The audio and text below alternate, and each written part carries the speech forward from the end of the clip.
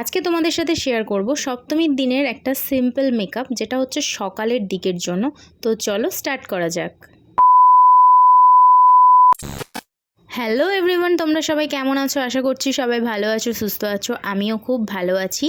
আমি হচ্ছে পিউস makeup art থেকে পিউ। আজকে তোমাদের সামনে নিয়ে চলে এসেছি একটা মেকআপ লুক, অবশ্যই দুর্গাপুজোর মেকআপ লুক। তো চলো, আজকে মেকআপ লুকটা হচ্ছে সপ্তমীর দিনের জন্য হবে। আর অবভিয়াসলি সপ্তমীর দিনের বেলায় তোমরা যদি ঘুরু ঘুরু করতে চাও, এটা দিনের বেলা ক্রিয়েট করতে পারো, রাত্রেবেলাও করতে পারো, সেটা তোমাদের পছন্দ। তো আমি অফ ক্যামেরায় একটা আইব্রো ড্র করে নিয়েছি এই ব্রাশটার সাহায্যে। এবারে আমি তোমাদের সামনে অন ক্যামেরায় দেখাচ্ছি যে আমি আরেকটা আইব্রো ড্র করছি, তবে যতটা পেরেছি সিম্পল রাখার চেষ্টা করেছি, যেহেতু এটা দিনের বেলার মেকআপ হবে। তো সেই কারণে খুব হেভি আইব্রোটাকে ড্র করিনি। আর আমি আইব্রো ড্র সিম্পল করতেই খুব ভালোবাসি, মানে খুব ওভার ড্র করতে আমি ভালোবাসি না। তো আইব্রো তো এখানে ড্র করা হয়ে গেছে। তারপরে আমি এখানে দিয়ে দেবো টোনারটা তো দিতেই হবে, জানো। এই দেখো, টোনারটা দিতে গিয়ে পিছনের দিকে চলে গেছে। তো যাই হোক, টোনারটা ইউজ করে নেওয়ার পর স্কিনটাকে একটু 5 মিনিটের জন্য ছেড়ে দিয়েছিলাম, স্কিনটা অ্যাবজর্ব করার জন্য, মানে টোনারটা অ্যাবজর্ব করার জন্য। তারপরে আমি ময়শ্চারাইজার লাগিয়ে নিয়েছিলাম। আর এখানে কিন্তু আমি লাগাচ্ছি এখন সানস্ক্রিন। তো ময়শ্চারাইজারটা স্কিপ হয়ে গেছে, সানস্ক্রিনটা লাগিয়ে নিই। সানস্ক্রিনটা খুব ভালোভাবে তোমাদের স্কিনে ব্যবহার করতে হবে, তার কারণ হচ্ছে দিনের বেলা। আর এখন সূর্যের তাপ যা, সানস্ক্রিন না হলে তো চলবেই না। তো যতই মেকআপ করো, তবে স্কিন প্রোটেক্ট করা খুব দরকার। সেই কারণে আমি এখানে দেখো সানস্ক্রিনটা এখানে ব্যবহার করছি। তো তোমরা ভাববে হয়তো সানস্ক্রিনটা ব্যবহার করার পর মুখটা প্রচণ্ড সাদা হয়ে গেছে, মানে সানস্ক্রিনটা এরকম। তবে না, এটা একটুখানি আমাকে বসতে দিতে হবে, তাহলে এই সানস্ক্রিনটা একদম স্কিনের সাথে একদম সুন্দরভাবে মিশে যাবে। এতটাও সাদা সানস্ক্রিনটা মানে দেখায় না। তো এখানে ভালোভাবে ব্যবহার করে নিচ্ছি। আর দুর্গাপুজোয় তোমাদের কার কটা শাড়ি হয়েছে, কে কীরকম ড্রেস নিয়েছো, অবশ্যই কিন্তু আমার সাথে শেয়ার করতে পারো। আর এই মেকআপগুলো, তার সাথে এটা আমি আজকে যে মেকআপটা করছি, অবশ্যই সবার সাথে করা যাবে। তারপরে আমি দেখো এখানে নিয়ে নিলাম একটা প্রাইমারটা অবশ্যই ব্যবহার করতে হবে। প্রাইমার না ব্যবহার করলে স্কিনে কিন্তু অনেকটা ক্ষতি হতে পারে। তোমরা ভালো মতনই জানো প্রাইমারের কাজ কি, আমি আর আলাদাভাবে বলছি না। তারপরে প্রাইমারটাও আমি এখানে ভালোভাবে স্কিনে আমি ঠিকঠাকভাবে ব্যবহার করছি। তোমরাও এইভাবে ব্যবহার করবে। তোমরা হয়তো ভাবছো আমি খুব চেপে চেপে ব্যবহার করছি, না, এটা আমি খুব আলতো হাতে ব্যবহার করেছি। ক্যামেরায় মনে হচ্ছে যেন খুব চাপ দিয়ে দিয়ে ব্যবহার করছি স্কিনে, বাট এরকম করবে না, খুব একটা স্কিনে প্রেশার দেবে না, যতটা পারবে আলতু হাতে করবে। তারপরে দেখো এখানে যেহেতু আমি আইশ্যাডো তো অবশ্যই আমি ব্যবহার করব, তো সেই কারণে দেখো চোখের উপরটা অবশ্যই কনসিল করে নেওয়া দরকার, মানে একটা চোখের উপরে একটা কভার দেওয়া উচিত, তার কারণ না হলে কিন্তু কালার একদমই বসে না। তো সেই কারণেই আমি এখানে আইব্রোটাকেও সুন্দর করে যে যে জায়গা থেকে, মানে কি বলে, সুন্দর করে আইব্রোটাকেও সেট করে নিলাম। আইব্রো সেট করার পরে অবশ্যই কনসিলার দিয়ে সেই জায়গাটাকে আবার সুন্দর করে সেট করে নিতে হয়।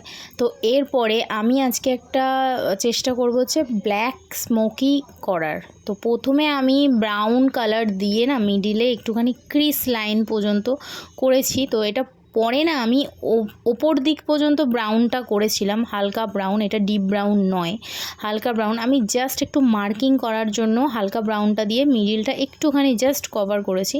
তো যাই হোক, তারপরে আমি এখানে কাজল দিয়ে ড্র করলাম। দেখলে একদম আইলিড যেখানে আছে সেখান থেকে, মানে যেখানে আমরা আইলাইনার পরি তার থেকে একটু ওভার ড্র করেছি, করে সুন্দর করে সেটাকে একটা ব্রাশের সাহায্যে স্মাচ করে নিয়েছি। অবশ্যই কাজলটা পরার পর স্মাচ তো করতেই হবে, নাহলে এটা স্মোকি আসবে না।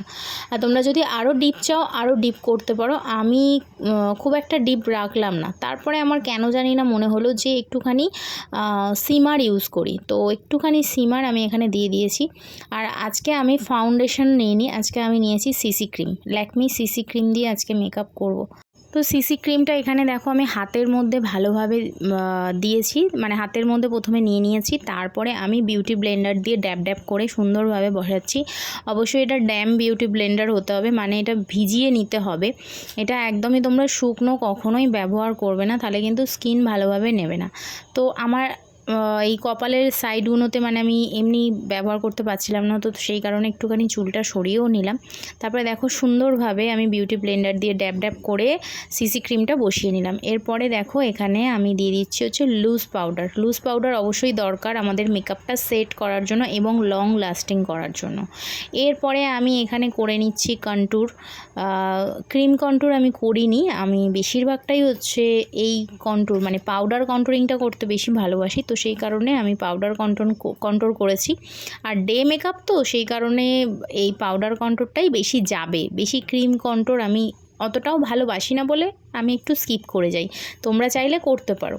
তারপরে একটুখানি নোজ কন্ট্যুর করছি। নোজটাকে তো একটু লম্বা লম্বা দেখাতেই হবে অবশ্যই, যাদের একটু কি বলবো ছুচালো নয় তাদেরও একটুখানি বেশি করা উচিত।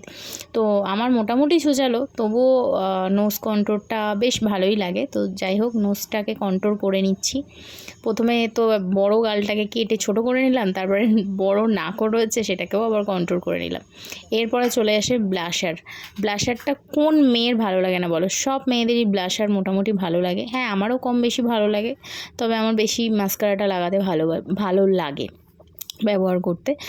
এরপর আমি এখানে ব্লাশারের উপরে দিয়ে দিচ্ছি হচ্ছে হাইলাইটার। হাইলাইটার তো অবশ্যই সবারই ভালো লাগে, স্কিনটা বেশ চকচক চকচক করবে, মানে হালকা হাইলাইটার, তো হালকাভাবে দিয়েছি। এরপরে আমি এখানে কিন্তু আজকে ব্ল্যাক কালারের কাজল আমি ইউজ করিনি, এখানে আমি স্কিন কালারের কাজল একটা ইউজ করেছি। আমার এই কাজলটা খুবই ভালো লাগে, আমার কাজল পরতেই ভালো লাগে, তো ব্ল্যাক হোক আর স্কিন, আমি আজকে স্কিন কালারের কাজলটা ট্রাই করে দেখলাম যে এই স্মোকি আয়ের ওপরে ভালো লাগে কি না। তো তারপরে দেখলাম হ্যাঁ চলো আমাকে ভালো লাগছে।